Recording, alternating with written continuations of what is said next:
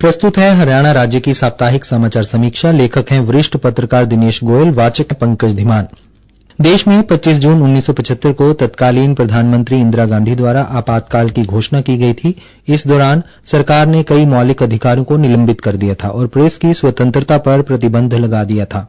आज से ठीक 2 दिन बाद 25 जून को आपातकाल लगाने के 50 वर्ष पूरे हो रहे हैं। केंद्र सरकार ने इस दिन को पूरे देश में संविधान हत्या दिवस के रूप में मनाने का फैसला किया है।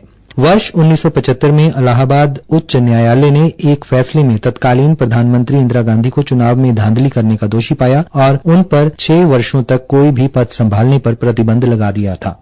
मामला 1971 में हुए लोकसभा चुनाव का था। इसमें इंदिरा गांधी ने अपने मुख्य प्रतिद्वंदी राज नारायण को पराजित किया था, लेकिन चुनाव परिणाम आने के 4 साल बाद राज नारायण ने इलाहाबाद हाईकोर्ट में चुनाव परिणाम को चुनौती दी। उनकी दलील थी कि इंदिरा गांधी ने चुनाव में सरकारी मशीनरी का दुरुपयोग किया, तय सीमा से अधिक पैसे खर्च किए और मतदाताओं को प्रभावित करने के लिए गलत तरीकों का इस्तेमाल किया। उच्च न्यायालय ने इन आरोपों को सही ठहराया। इंदिरा गांधी ने इस फैसले को मानने से इनकार करते हुए 25 जून को देश में आपातकाल लागू करने की घोषणा कर दी। आपातकाल लागू होते ही आंतरिक सुरक्षा कानून मीसा के तहत राजनीतिक विरोधियों की गिरफ्तारी की गई। इसमें जयप्रकाश नारायण, जॉर्ज फर्नांडिस, घनश्याम तिवारी और अटल बिहारी वाजपेयी भी शामिल थे। राष्ट्रीय स्वयंसेवक संघ को प्रतिबंधित कर दिया गया। आपातकाल में लाखों विपक्षी नेताओं और कार्यकर्ताओं को मीसा कानून के तहत देश की विभिन्न जेलों में डाला गया। उन्हें न तो न्यायालय जाने का अधिकार था और न ही जमानत का। समाचार पत्रों पर सेंसरशिप लगा दी गई। सरकार विरोधी खबरें छापने वाले अखबारों की मशीनें सील कर दी गईं और पत्रकारों व संपादकों को गिरफ्तार कर लिया गया।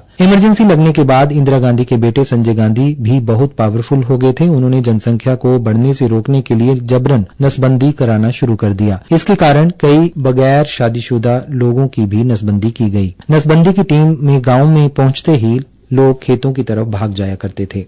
साथ ही पुलिस को इतनी ताकत मिल गई थी कि वो किसी को भी कभी भी गिरफ्तार कर सकती थी। पुलिस के पास सीधा बहाना होता था कि ये व्यक्ति सरकार के खिलाफ बोल रहा था। यहाँ तक कि फिल्मों पर भी सरकार का दखल था।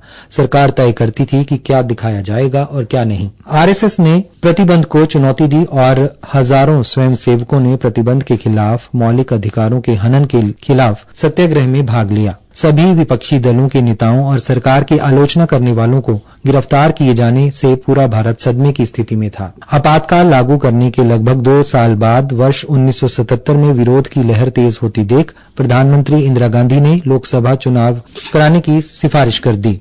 चुनाव में आपातकाल लागू करने का फैसला कांग्रेस के लिए घातक साबित हुआ। खुद इंदिरा गांधी अपने गढ़ रायबरेली से चुनाव हार गईं। जनता पार्टी भारी बहुमत से सत्ता में आई और मोरारजी देसाई प्रधानमंत्री बने।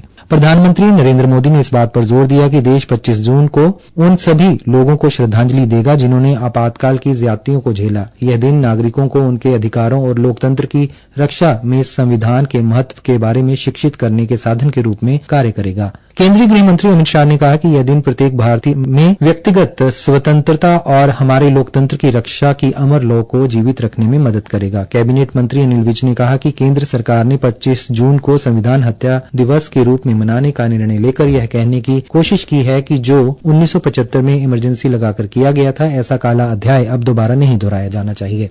हरियाणा में भी 25 जून को आपातकाल के 50 वर्ष को काले अध्याय और संविधान हत्या दिवस के रूप में मनाया जाएगा। इसी कड़ी में आपातकाल की विभीषिका के बारे में लोगों को जानकारी देने के लिए प्रत्येक जिले में कार्यक्रम होंगे। आपातकाल को लेकर स्कूल व कॉलेजों में निबंध प्रतियोगिता का आयोजन किया जाएगा। स्कूली छात्र छात्राओं के लिए प्रतियोगिता का विषय संविधान हत्या दिवस कितना प्रासंगिक रखा गया है। भाजपा प्रदेश अध्यक्ष मोहन लाल बड़ौली ने हर जिले में होने वाले कार्यक्रमों के लिए वक्ताओं की नियुक्तियां की हैं। इन कार्यक्रमों में मुख्यमंत्री नायब सिंह सैनी, केंद्रीय मंत्री, हरियाणा सरकार के मंत्री और राज्यसभा सांसद अलग अलग जिलों में जाकर आपातकाल की विभीषिका को बताएंगे। इस तरह लोग जान सकेंगे कि आपातकाल का वो काला दौर कैसा था और सत्ता में बने रहने के लिए कांग्रेस नेता किस हद तक चले गए थे। समाचार समीक्षा समाप्त हुई।